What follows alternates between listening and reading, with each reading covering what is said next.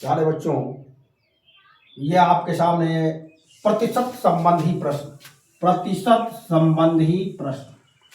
अब आप सोच रहे होंगे कि ये प्रतिशत संबंधी प्रश्न क्या होता है। तो घबराइएगा नहीं, टेंशन मत लो। मैं आपको इतना इजीली समझाऊंगा कि आप सोचेंगे कि वाह, ऐसे मैथ पढ़ा जाता है, इतना आसान होता है। अब देखिएगा आप, अगर मैथ की बात करें और मैथ में प्रतिशत की बात ना हो, प्रतिशत ना पढ़ा जाए, तो आप समझ लीजिए कि मैथ में कुछ छूट गया, कुछ रह गया। तो इसके लिए अब आइए, आपके सामने मैं 4 उदाहरण आपके सामने है और इन मात्र 4 उदाहरणों से मैं आपको पूरी तरह से प्रतिशत संबंधी इस प्रकार के प्रश्न आपको हम समझा देंगे। पहला क्वेश्चन ध्यान से देखना है बच्चों, 300 का 20%। अब आपको बराबर का निशान लगा दीजिए, ऐसे 300 लिख दो, का के जगह पे गुणा का निशान लगा दो। 20% इसका मतलब गुणे 20/100। अब आप ऐसे 0 0 इसका ऐसे ऐसे क्रॉस कर दीजिए, काट दीजिए। अब आपका यहाँ बचा 3 और ये बचा 20। अब दोनों मिला के हो गया 20 × 60। ये आपका उत्तर। देखा। अब देखिए, अभी तो कमाल बाकी है। क्या ये सवाल आपने देखा? अब मैं आपको एक और इसका एग्जाम्पल 500 ऐसे लिखोगे, बराबर का निशान पहले ही लगा दो, का के जगह पे गुणा का निशान बच्चों, तुरंत 40% मतलब 40/100।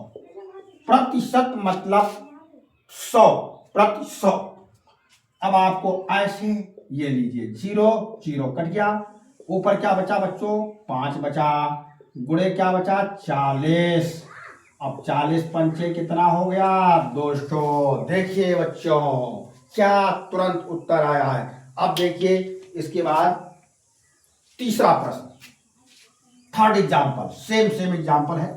इसमें भी आप बराबर का निशान आराम से लगा दीजिए, कोई टेंशन नहीं है, कोई हड़बड़ी नहीं है। का के जगह पे गुणा और 23% हटा के 100 लगाइए, ये लीजिए। फिर आपको देखना है 0 0, ये 0 ये 0, काट दिया, बराबर का निशान। अब बचा 4 गुणे 30, 30 चौका 120। देखा बच्चों? फिर देखिए लास्ट एग्जाम्पल, बराबर लगाइए, 600 का के जगह गुणा 60/100।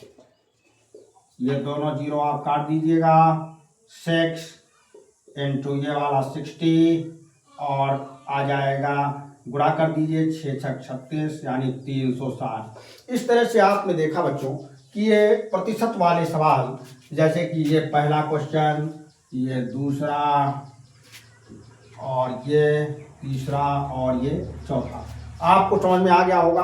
और इस प्रकार से आप प्रतिशत के सवाल ऐसे अगर आते हैं, ये प्रतियोगी परीक्षाओं में भी आते हैं और वैसे भी कोर्स में होता है। और प्रतिशत देखकर आपको घबरा नहीं है, तुरंत आपको सेम ऐसे लगा देने हैं सवाल। और इसके बाद जो है आप नोट कर लीजिए, मैं आपको टाइम दे रहा हूं, आप इसको लिख लीजिए, फिर बता रहे हैं, ठीक है।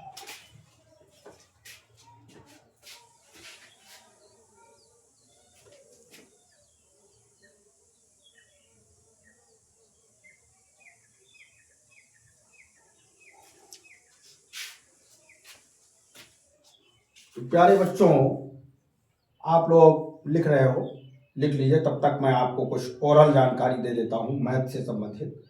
अब आपको जब बच्चे गणित पढ़ते हैं तो हमने देखा है, मैं लगभग 15 वर्षों से अध्यापन कार्य कर रहा हूँ, तो इसमें मैंने देखा है कि जैसे जब बच्चे मैथ पढ़ते हैं तो अगर उनको सबसे पहले बहुत सरल क्वेश्चन बताया जाए, उसके बाद में थोड़ा कठिन प्रश्न बताया जाए तो वो जल्दी समझ जाते हैं। ये मेरा एक्सपीरियंस है, मैंने देखा है और सिखाया भी है तमाम बच्चों को।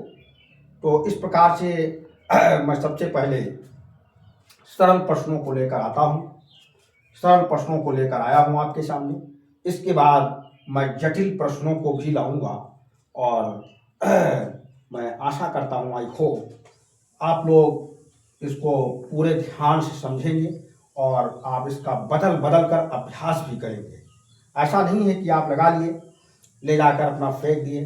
तो ये मैथ है, जब तक आप प्रैक्टिस नहीं करेंगे आपको कुछ समझ में आने वाला नहीं है। आप जब इसका अभ्यास करेंगे, मैंने 4 उदाहरण दिया है, आप 40 सवाल लगाइए तब देखना, कहोगे अरे बहुत इजी है, तब कहोगे। ठीक है।